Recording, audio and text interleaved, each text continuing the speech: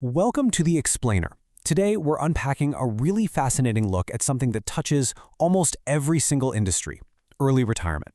Now, instead of looking at this through the usual lens of corporate greed or personal bad luck, we're going to explore a framework that completely flips the script.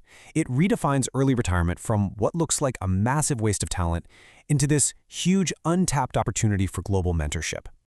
So, why exactly do we face early retirement? It's a super personal and frankly often painful question, right? When a veteran employee is handed that early resignation package, it feels like a targeted emotional blow. But the source material we're looking at today urges us to strip that emotion away entirely. If we really want to understand the mechanics of our modern workforce, we have to shift our perspective away from our personal feelings and look at the cold structural logic behind it all. Okay, let's dive into this. According to the framework we're analyzing, when a company restructures, they aren't just blindly firing people. There's actually a mathematical rhythm to it. Organizations naturally shed about 30% of their workforce during these periods, while retaining the other 70%. It's a highly predictable cycle. But you might be wondering, why the specific 30%? Well, the source explains that getting let go isn't actually a personal attack. It's not about corporate malice. It's fundamentally about energy and economics. Think of it like this. As workers age and rise up the ranks, their organizational mass gets heavier. The company simply can't carry that weight anymore if the energy the worker is putting out doesn't match the massive space they now occupy. It's totally impartial, just a structural rebalancing, really. Let's break down the brutal math of early retirement. Imagine a scenario where a senior worker's compensation is sitting way up at 200% of their original baseline, but their actual hands-on productivity, the innovative day-to-day execution, has dropped below 50%. A lot of times this happens because they're heavily relying on subordinates to do the heavy lifting. When productivity dips that low and the cost is that high, the company will literally fail if it doesn't act. But here's the thing. This isn't just a corporate issue. It is a massive societal one. The source introduces this really interesting concept called the 70% completion wall. Basically, this theory suggests that our society, our financial sectors, and our major corporations have completely finished their primary foundational growth phase. They've built the infrastructure, they've grown the economy, and now they've hit a wall at exactly 70% completion. So what happens when you hit that wall? Right now, society is stuck at this 70% mark simply because it lacks a blueprint for what comes next. Once the physical and foundational growth is done, there has to be a secondary intellectual leap forward. But because our society hasn't designed that next leap yet, growth has completely stalled out. And this stall leaves our highly paid, highly skilled corporate veterans sitting around with absolutely nothing meaningful to do. And this brings us to the real tragedy of the 30-year veterans. We're talking about individuals who spent 2, maybe 3 decades tirelessly building the economy. They have reached the absolute highest levels of skill in their fields. They were literally the driving force of national growth. Yet, because the whole system has stalled at that 70% wall, the very people who built the economic engine are the ones being forced out into redundancy. It's a completely stark contrast. On one hand, you have their past triumphs, decades of grueling labor accumulating immense engineering and business acumen, and on the other hand, you have their present reality. They are forced out, with absolutely zero structural outlets provided by society to actually use all that vast accumulated expertise. And this brilliantly illustrates the problem. Without a structural outlet for those high-level skills, what on earth do they do? The reality is pretty jarring. The source points out that these seasoned experts are taking minimum wage security positions, they're pumping gas alongside teenagers, or they're taking their severance pay to buy a 1-ton truck just to sell boiled mussels or bread on the street. The source frames this not just as a sad personal story, but as a total, catastrophic systemic failure.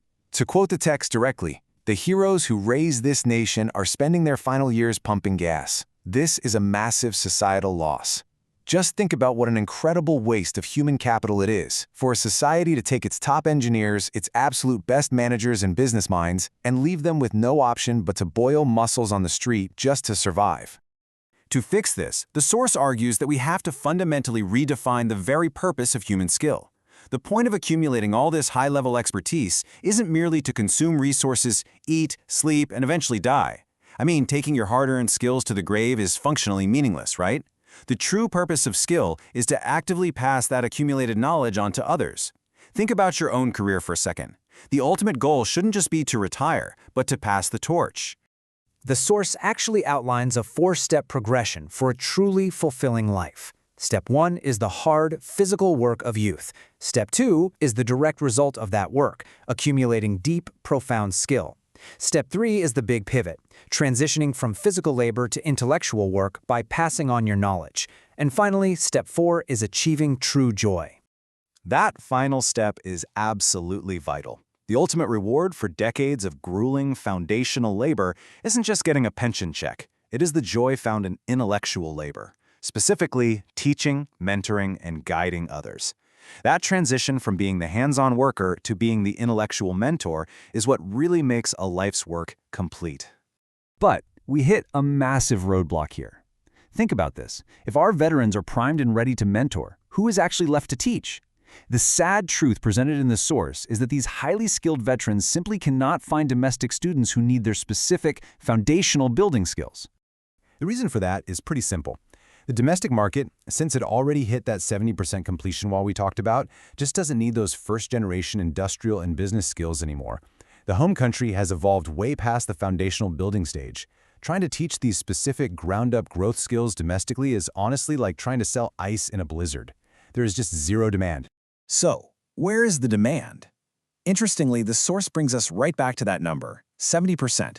But this time it represents the global landscape.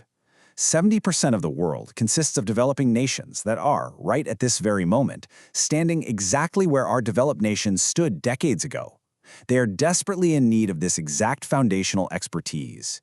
This creates an absolutely incredible, untapped global student base. Developing nations actively want to emulate successful economic models. They have the workforce, sure, but they lack the foundational engineering and corporate management skills to actually scale up. They are actively looking outward for blueprints to grow. They're just waiting for someone to show them how to build an economy from the ground up. So, we are looking at a massive paradigm shift here. We basically have a choice between the wasted path, which is hoarding top-tier skills domestically for menial jobs, and the global blueprint, deliberately exporting our veteran knowledge to developing nations as highly valued intellectual mentors. But this bridge isn't going to build itself. The source lays the responsibility squarely at the feet of today's intellectuals and large corporations. They are the ones who must actively design this pathway.